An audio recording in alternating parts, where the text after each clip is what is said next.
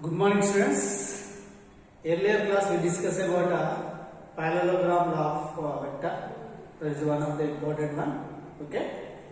So today we are going to explain projected body and projectile motion. The trajectory of projectile is a parabola. Show that the trajectory of projectile is a parabola. Before that, if a body is thrown into air with an angle of 90 degrees with a vertical axis, that is called a projected body. So projected body means if a body is thrown into air with an angle of 90 degrees with an vertical axis, the body is said to be projected body. Projected body. What is called a projectile?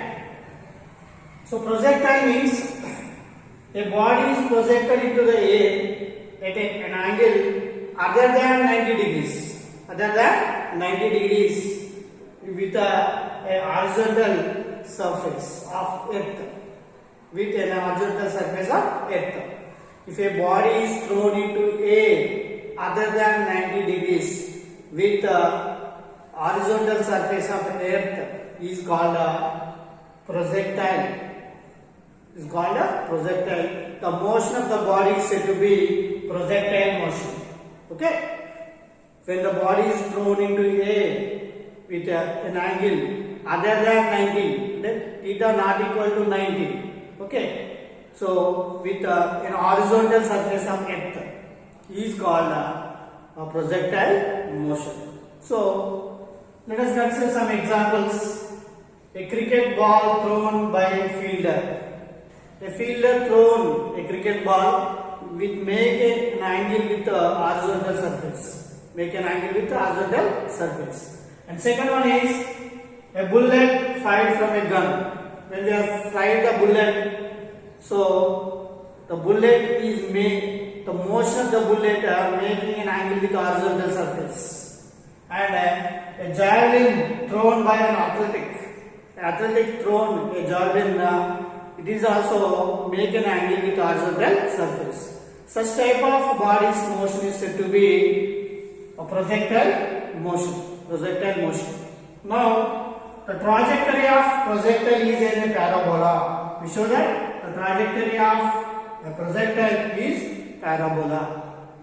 Let us consider one object. The object is thrown into air, making an angle with a theta angle with a horizontal surface along x-axis with an initial velocity u. Okay, so the body traveled OAB and reaches ground after t seconds. Okay, now consider one object. The object is thrown into air, making an angle theta with horizontal surface, that is along x-axis with a velocity of u. Okay, so then the body travels through OAB path. Finally, it reaches the ground. This is the ground at a time of small t. Okay, so at a small t time, the body is at a point P. So the body travel along the horizontal direction x, along the vertical direction y. The distance traveled along the horizontal direction is x, and the distance traveled along the vertical direction is y. So now describe the motion of a projectile. The velocity of an object is divided into two components, resolved into two components. The velocity is here resolved into two components. First one is horizontal component. So horizontal component, this is ux is equal to u cos theta. Horizontal component ux is equal to u cos theta. So next vertical component is uy is equal to u sin theta. Okay. So the velocity is resolved into two components. One is along horizontal, another one is along vertical. Horizontal component is said to be ux is equal to u cos theta. Vertical component is uy is equal to u sin theta. So now find out the along the x direction. Find out the distance traveling along x direction. The distance traveling along x direction is x is equal to distance is equal to velocity component, velocity into time. So the velocity component x is equal to ux, horizontal component, into t. But x is equal to, you know that ux is equal to u cos theta into t. Okay, if you want to find out time, t is equal to x by u cos theta. Here, first of all, find out the how much distance traveled along the x-axis or horizontal direction. So the distance is equal to velocity into time. We know that. So the velocity means the velocity component in horizontal. So horizontal component ux into t small t. So ux is equal to u cos theta into t, or t is equal to x by u cos theta. So along y direction, how much distance travel in y direction? So here,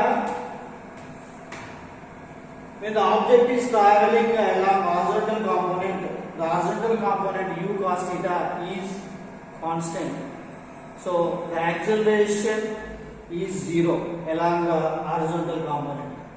In the vertical component, u sin theta will change. Why? Because due to the acceleration due to gravity. Acceleration due to gravity, the acceleration can change. The velocity also change. So acceleration also change. Now find out the distance along y direction. So in vertical direction, velocity uy is equal to u sin theta and a is equal to minus g. Okay. So the body moves along y direction, upward direction. That's why we are taking minus g. A is equal to minus g and t is equal to t. Okay. So substitute by using the kinematic equation s is equal to ut plus half a square. Okay. Substitute the values.